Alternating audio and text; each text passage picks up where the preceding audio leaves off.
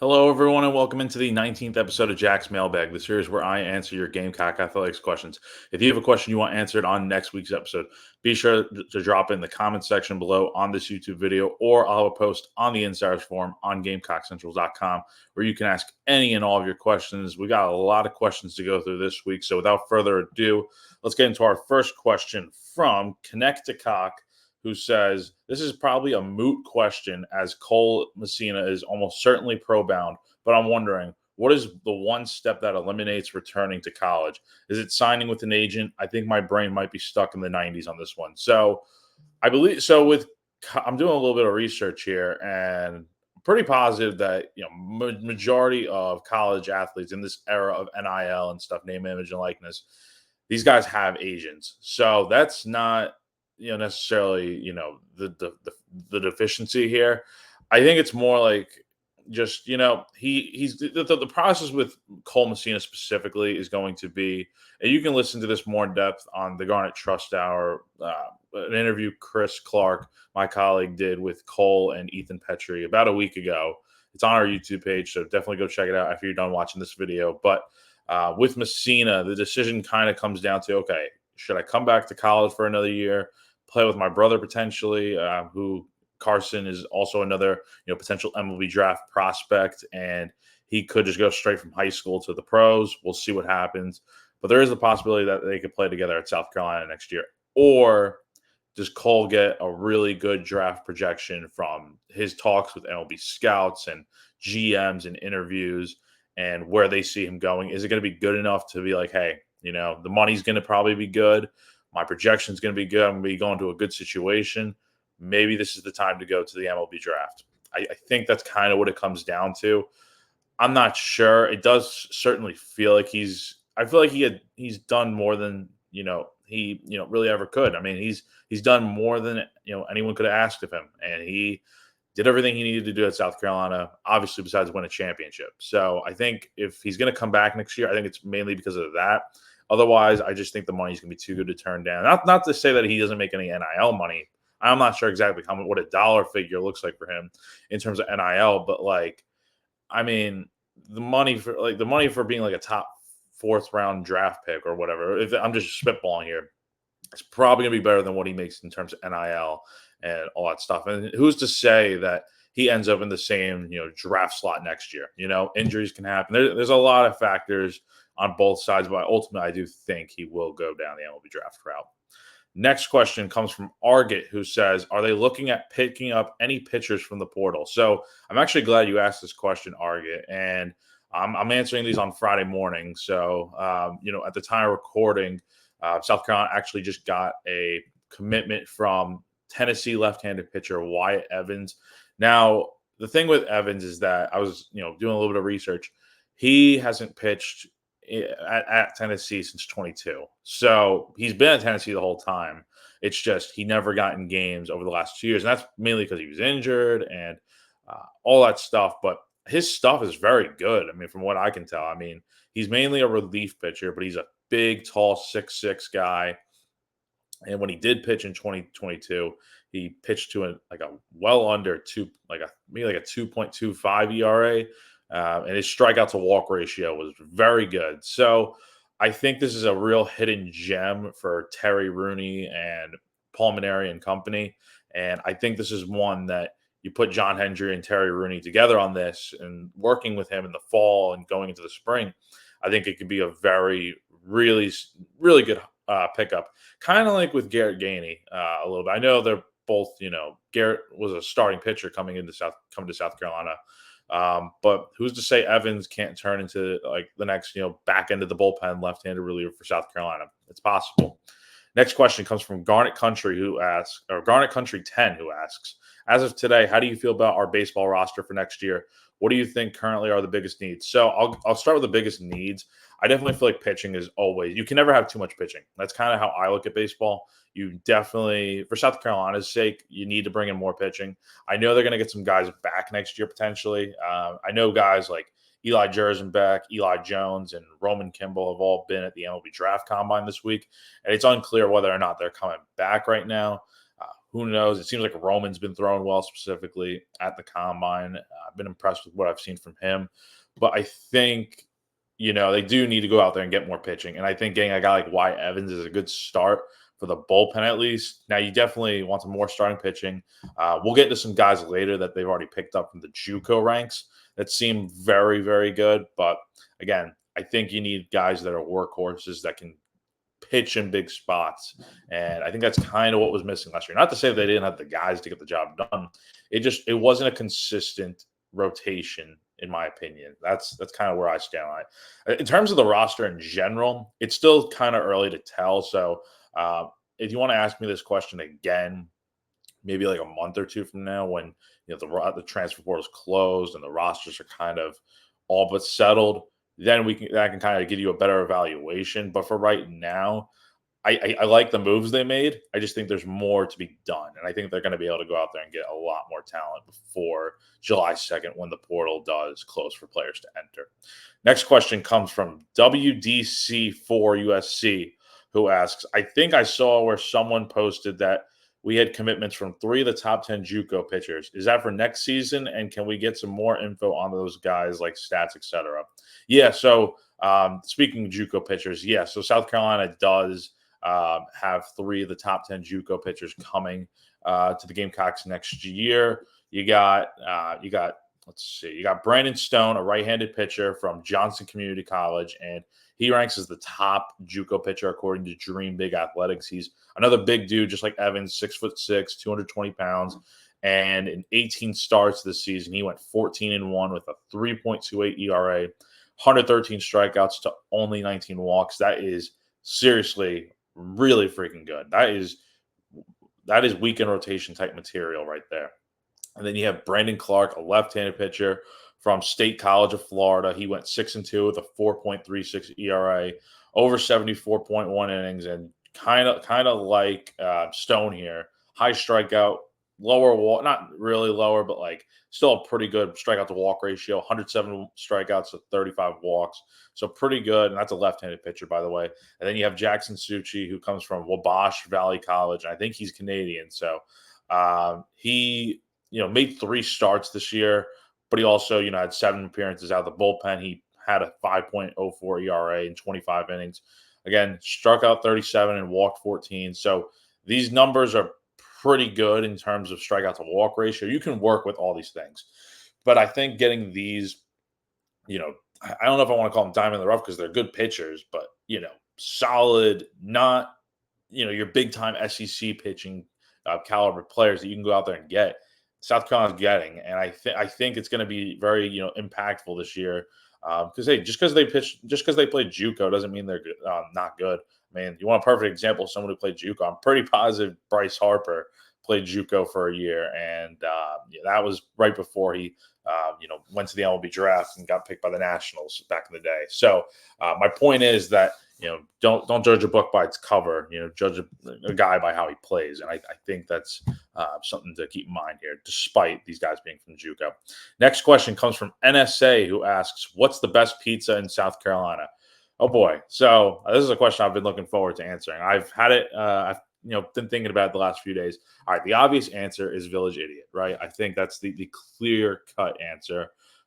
If you guys want what my recommendation for what kind of pizza I normally get there is, I always get me and my buddies in college. We would get we'd go for BOGO, buy one get one deals on Wednesdays, where you can buy one pizza, you get the second pizza free. We'd always split. It'd be like 4 or 5 of us, my friends in college and I, and we'd split 2 buffalo chicken pizzas. And it was, that's the best pizza at Village Idiot, in my opinion. I'm sure some will say there's other pizzas out there that are pretty good. I think their cheese and pepperoni and all that stuff is pretty good. I want to try their Hawaiian pizza one day, because I've come around on the idea of Hawaiian pizza with pineapple on pizza and all that. I've slowly come around on it, making a few homemade pizzas now. But in terms of other solid pizza restaurants in South Carolina that I've been to, off the top of my head, I actually just went to this one in Fort Mill because I'm back home now for the week. And I went to this place called Emilio's.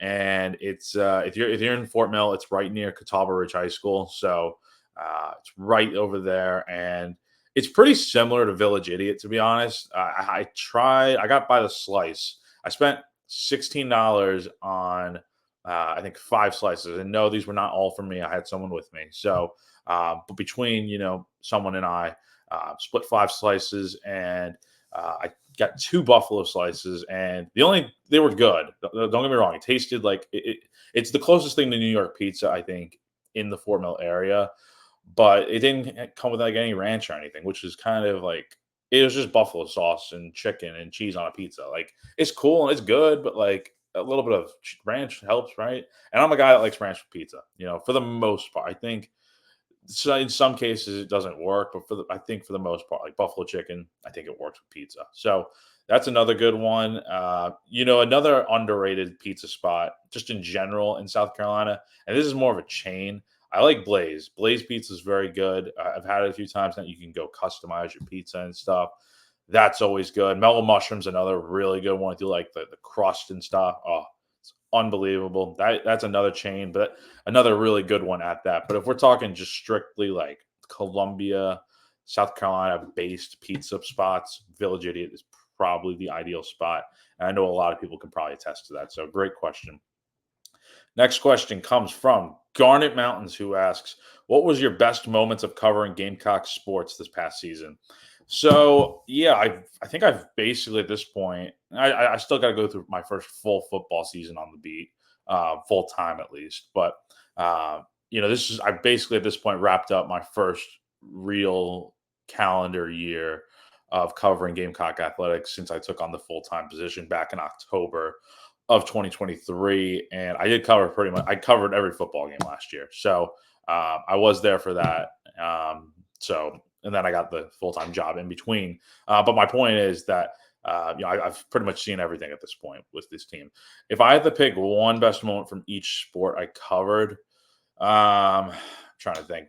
With baseball, I would have to go. Hoover was sick. I will tell you that. Hoover was freaking awesome. The SEC tournament, that was a fun time. I really enjoyed that. But best singular moment, oh gosh, I think it's pretty easy. I think the walk off homer against Kentucky was pretty wild. I'm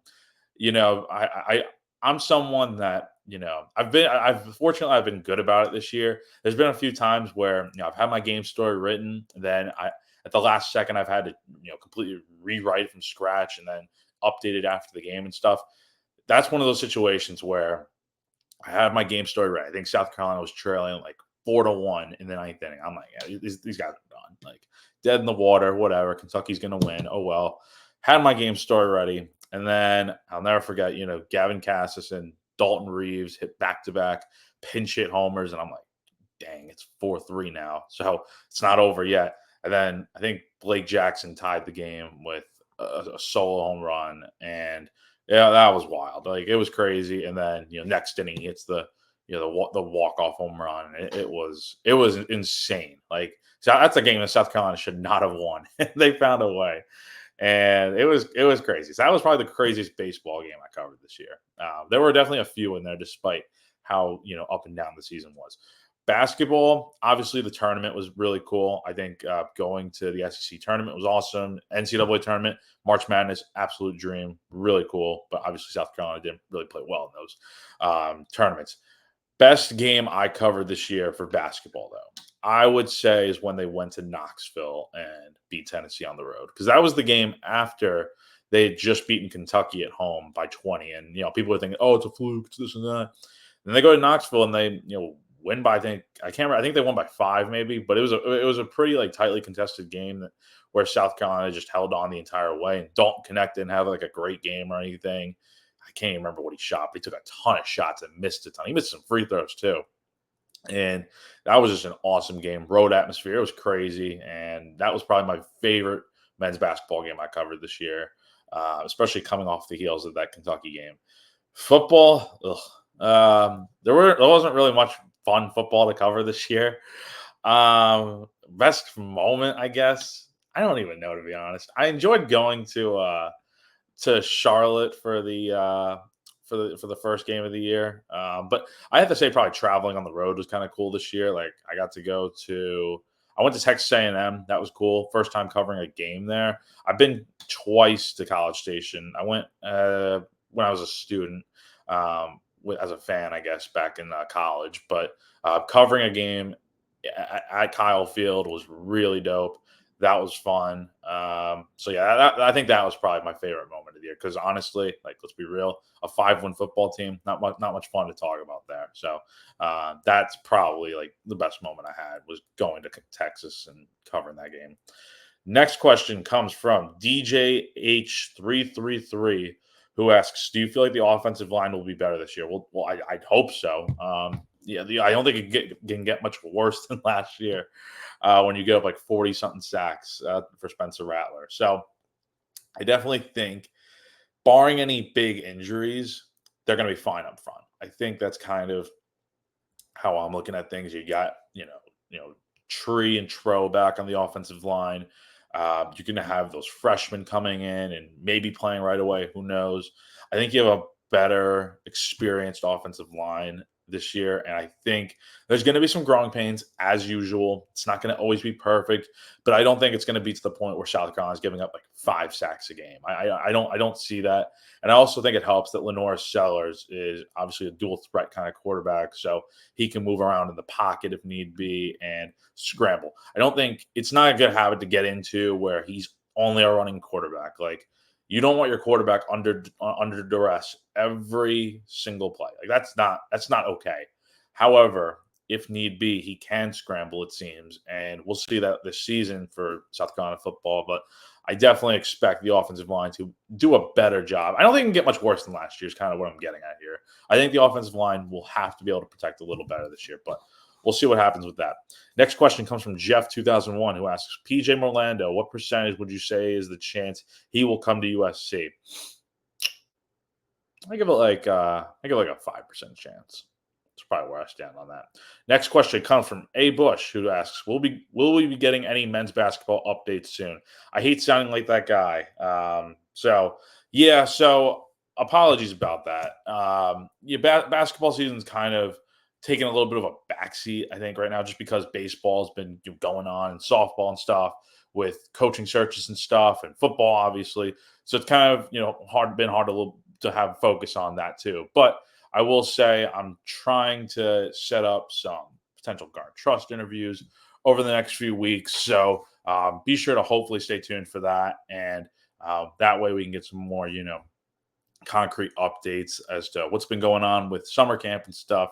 But yeah, definitely stay on the lookout for stuff like that because men's basketball season is also, I guess, around the corner at this point. I mean, once school starts back up in August, I mean, it's going to be, basketball season starts in October. So it's right around the corner, and there will definitely be lots of coverage to come over the next few months with basketball, especially from the women's side as well, which Chris Wellbaum does a fantastic job over there. Next question comes from Give 'em to Spurs, who says, "Hey, Jack, appreciate all the baseball coverage. Can we get an update on how our guys are doing at the MLB Combine, both our current players and the signees? Also, have we had any high school players ask for a release from their NLI?" So I have not seen anything about high school players asking for a release from the NLI. I will say I haven't watched a ton of the draft combine this week, but from what I can tell, Roman Kimball definitely has thrown well this week. I think I saw a clip on Twitter of Al Leiter kind of watching Roman throw and being very impressed. And Al Leiter is I think he's almost like a 20-year MLB vet. Back in the 90s and 2000s. I think he was on the Florida Marlins 97 championship team. I know he pitched with the Yankees and Mets for a little bit too. So when a guy like that is, impressed with someone's stuff like Roman's, and again, it's not really a surprise. Roman's always had really good stuff. But at the same time, I think that, the stuff's always been there. And it's just, we know it's good. Can he put it together and lower the walks and stuff? That's the big thing. But his stuff has looked good. I think I'm going to do some sort of story or something over probably heading into next week, kind of recapping the combine a little bit. I'll see if I can find any specific stats or anything. But I will say, I saw Carson Messina throw a little bit. He looked good. in one of those high school games that the draft combine does now. Other than that, I really haven't gotten a chance to see any of the other guys yet. But again, I'm gonna be trying to put together some sort of story to kind of break down, okay, how these guys do, what's my evaluation on them and stuff. So be sure to stay tuned for that. And next question comes from Steve Type, who says, I would like to see us schedule some baseball games, maybe a weekend series with Coastal Carolina. We got a new coach, they got a new coach, as well as a new athletic director. Might these changes increase our chances of a baseball matchup with CCU before too long? It's always possible. It's not impossible because these are two in-state teams, and like you said, Chance Miller is the new. I can't remember his specific title role, but pretty sure it's just the new AD for Coastal Carolina. And then obviously they have a new coach. Matt Williams is the pitching coach at Coastal, so there's definitely makes sense for there to be a matchup at some point. I definitely think that's something that can get done. There's no word on what the out of conference schedule looks like yet for South Carolina, outside of obviously they'll play Clemson next season. But I do like your idea, and I think it would be cool to play a 3-game weekend series against Coastal. And Coastal's a good baseball team, so I know they're going to get a new coach and stuff and all that. But I definitely think South Carolina first year with Paul Mainieri, why not? Why not go make a trip to Conway and go play these guys? And that would be pretty cool, to be honest. But South Carolina's non-conference scheduling has been pretty, I'll say, mediocre over the years. I know they had a home and home with Texas a few years ago, but I mean, I'm talking since I was on the beat last year, and not really Longwood, teams like that. Penn was a good team from mid-major ranks, but recently it hasn't been anything great. So I definitely would like to see better teams on the schedule moving forward, especially with a guy like Paul Mainieri that probably wants these guys battle tested out of the gate. That's probably something that he's looking to do, but we'll see what happens. And our final question comes from Washington Cock, who asks, what are 3 improvements you would like to see done at Founders Park? Thanks, sir. This is a good question. And I would say I can't really pinpoint anything specific that would realistically get done.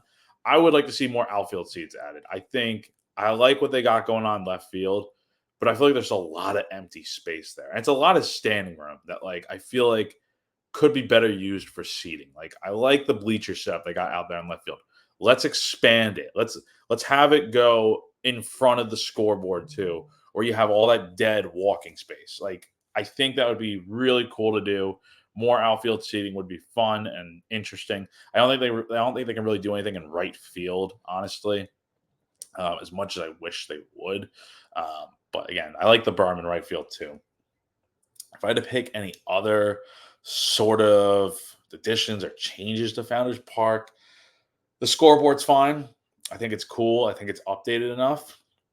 I think the press box is very good. I think it's really solid. Maybe a little bit more seating there. I don't know, but it's solid. I do wish the press box had more, better food and stuff. That's more consistently, at least. But having to get chicken tenders or a burger every midweek game is, it's whatever. It'd be nice to have food more consistently, but that's just a nitpick.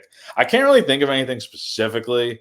Obviously, the facilities look to be in really good shape. But again, I'm probably missing some stuff here, but just things like that. I'm not sure what else you can really do. I think just more seating would be my thing. But again, people have to show up. That's kind of the big thing is that, okay, what is attendance going to look like in year 1 of Paul Mainieri? I expect it to be good, but is it going to be? Because, last year with Mark Kingston, it wasn't very good. So hopefully more people show up, show out, and then that way it's okay, we need to expand the seating here. And I think more seating left field with all that empty space would be good. Maybe some more vendors and stuff for food. I like how, I think in right field they had the barbecue truck or whatever. I'd like more food trucks. I think that would be kind of cool. But other than that, I can't really think of anything super specific. I don't know what else you can really do. I know people have complained about cup holders with different sports and stuff. I haven't been to a game as a fan at Founders Park in a year or two. So I can't really remember if there are cup holders in the seats at Founders Park. But that would be something else I would like seeing, added if I'm nitpicking here. But again, if it is already added, apologies. If not, let's do it. So that's going to do it for this week's episode of Jack's Mailbag. Again, I appreciate all y'all's questions and Really hope you enjoyed my answers to them. Again, if you have a question you want answered on next week's episode, be sure to drop it in the comments section below on this YouTube video, or I will post on the Insiders Forum on GamecockCentral.com where you can ask all your questions. That's going to do it for me for now. For GamecockCentral.com, I'm Jack Veltri. Have a good weekend, guys.